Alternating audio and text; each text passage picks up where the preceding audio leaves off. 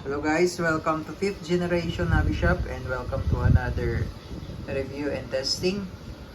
This is the Glock 17 Gen 5. This video is para kay Sir Arman of Tarlac City. Again, this is the Glock 17 Gen 5 airsoft pistol. By WE, made in Taiwan. Comes with .23, may kasama na siyang bala, .23, and the gas pop dyno number 12, and also comes with 2 back straps, owner's manual, scan nyo lang yung QR code, and the locking pin for the back strap. And this is the unit, Glock 17 Gen 5. It has the accessory rail for flashlight, so you can install flashlight here. Comes with the standard sight of Glock. Then itong rear sight na to sir, nare-remove to. You can also install red dot optic in this particular unit, Glock 17. Ayan. And then yung mga marking plate po, nilagay ko na rin. Ayan, meron na siyang nakalagay dyan na patent number. So before kasi wala pa yung patent number nila WE. So ngayon meron ng patent number yan.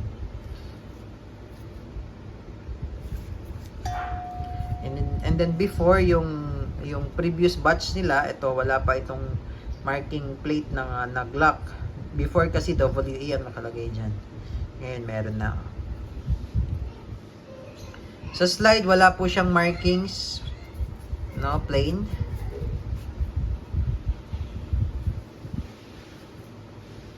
Ayan. Glock 17 Gen 5. So ito, if ever gusto nyong lagyan ng backstrap sir, so kung medyo naliliitan kayo sa grip ng Glock at kung malaki ang kamay nyo, pwede siyang lagyan ng backstrap. Ayan. Meron din siyang Glock and markings ng Glock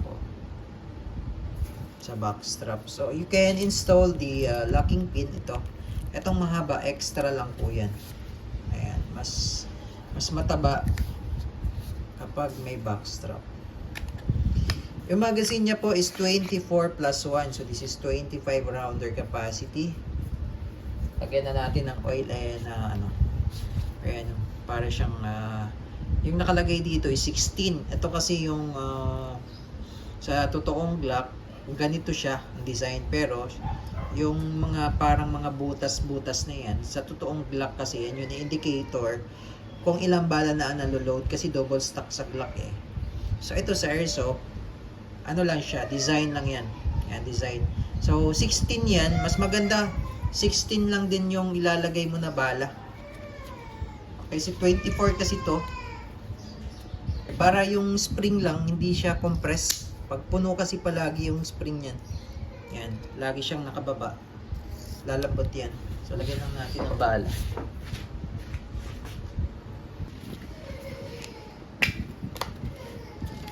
Inverted position sir, pag naglalagay kayo ng gas, by the way, bago natin lagyan ng gas, lagyan natin muna ng oil. Higpitan ko lang po yung mga valve para intact talaga. Pakita ko lang sa inyo. I'm using the valve tool para sa magazine. Itong valve tool po ay hindi pa po kasama sa package.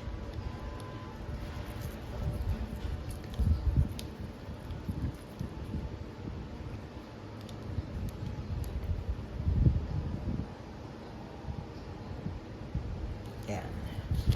Then ito namang inlet valve. Higpitan at lagyan na rin po natin ng oil.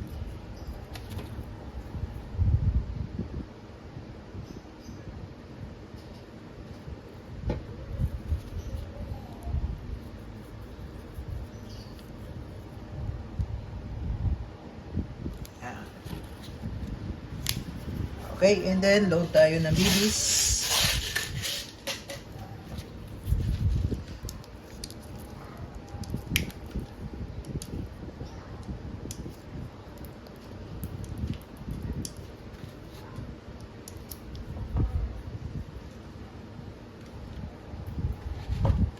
Okay.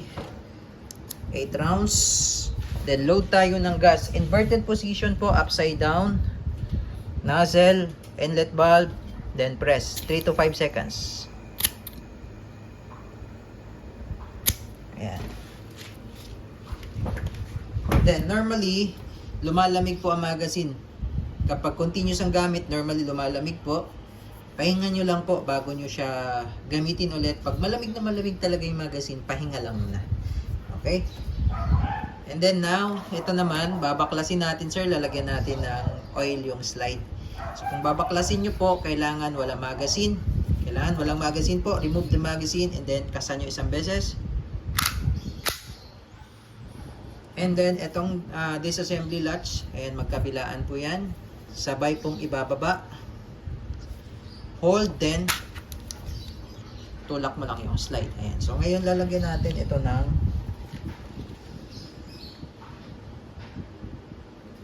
oil. Itong part na to sir, itong parang rail ng slide.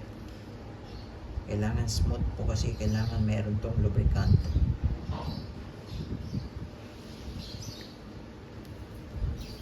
Check nyo po pag walang langis, pag walang oil. Kung wala naman kayong silicone oil, naubusan, pwede po yung petroleum jelly.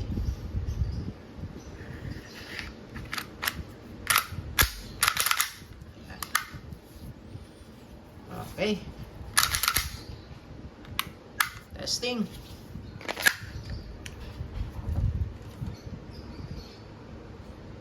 Okay, testing po. Glock 17 Gen 5.